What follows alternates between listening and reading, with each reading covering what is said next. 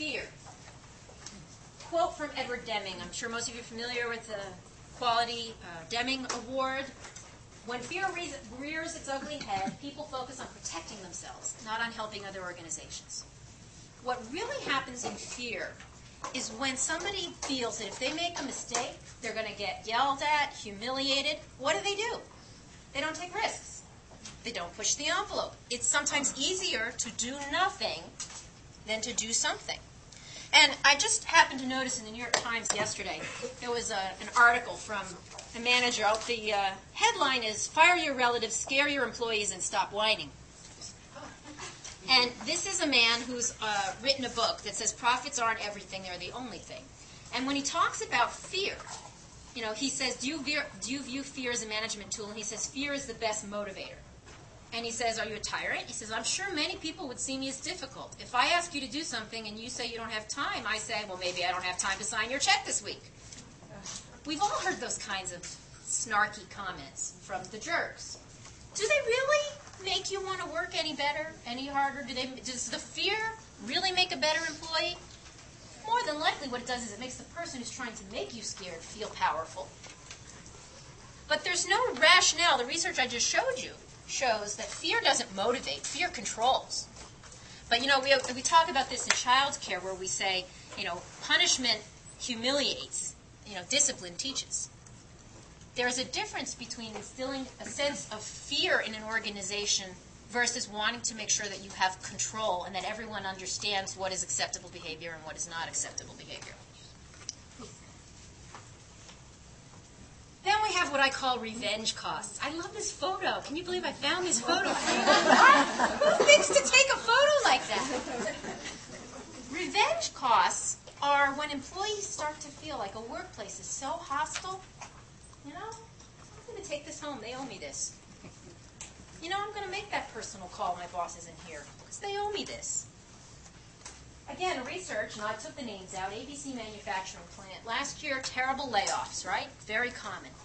Average theft in this plant was, on average, things would go missing about 4% ratio of inventory. One manager goes into one of the plants, does a layoff of 10% of the staff. He's very compassionate. He explains that, unfortunately, the company has to cut costs, that it needs to make sure it protects the workers, that they're going to be providing outplacement, and that if they have any questions.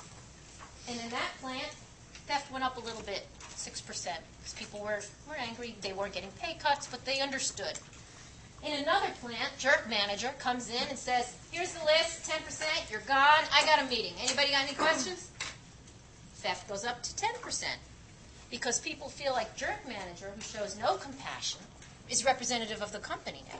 And the company just not only screwed over a bunch of my friends, they treated me as if they didn't care.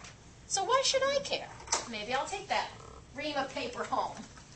And that revenge costs can be calculated. And you can see it in terms of tracking. It's also interesting when you look at companies who have mentalities like the difference between a Nordstrom's, say, where you can return anything basically to a Nordstrom's, right? And then there are other places where if you don't have the receipt and you don't have 12 pieces of paper, they're not going to take it back. And what does that make you feel about those companies? It's the same in the workplace. This is from the New York Times as well. This is an excerpt from an email, and it's a whole other subject in terms of if you ever say anything online, there is no, always assume that it could end up in the New York Times. This CEO sent an email saying, I don't think my employees are working 40-hour weeks. As managers, you either do not know or know what your employees are doing, or you don't care. I want to see them parking lot full between 7:30 a.m. and 6:30 p.m. on weekdays and half full on Saturdays.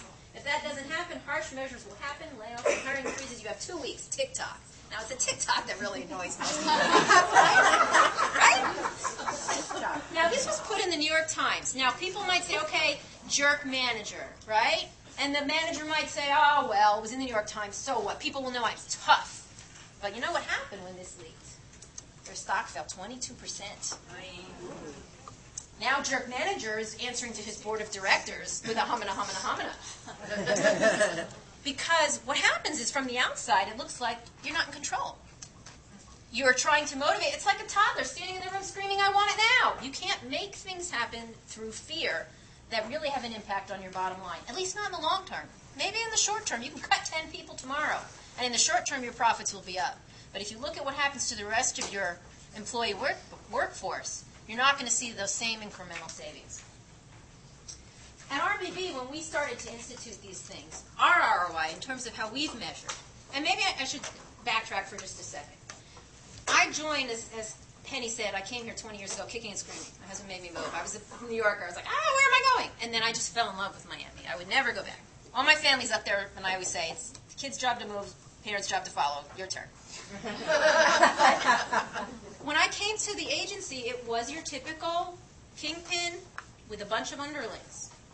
And it was, you didn't leave before, going home at 6 o'clock, working half days today, Christina, are we? You know, it was very dress code. If I wore slingback shoes, I hope you paid half price for those shoes. You're missing half of them. You know, it was a very controlling, but I'll call benevolent dictatorship. Then we sold I gradually became a junior partner, worked, and then Lisa joined the firm, and she also became a partner, and the women's influence started to make a difference. We sold the firm in 1997 to a large conglomerate. And while I was there, I spent 5 years there until my contract expired. I learned a lot about benefits and HR and workplace programs. And you'll see me talk about that in a little bit, because just having all those programs doesn't make for a civilized workplace. And we learned about some of the things that can really make a difference. And so after our contract was done, Lisa and I started the agency up again in 2001. And we decided to do it a little differently. We set it up as an LLC, more like a law firm, so that our employees can become partners. They see it as an agency that they have a stake in, not just somebody who's using it as a personal business. And we set it up under the tenets that I'm going to explain to you today about the employee-driven workplace. So we measure our ROI for us has been on things like national accolades. We really have worked to promote our tenets and get recognition for them.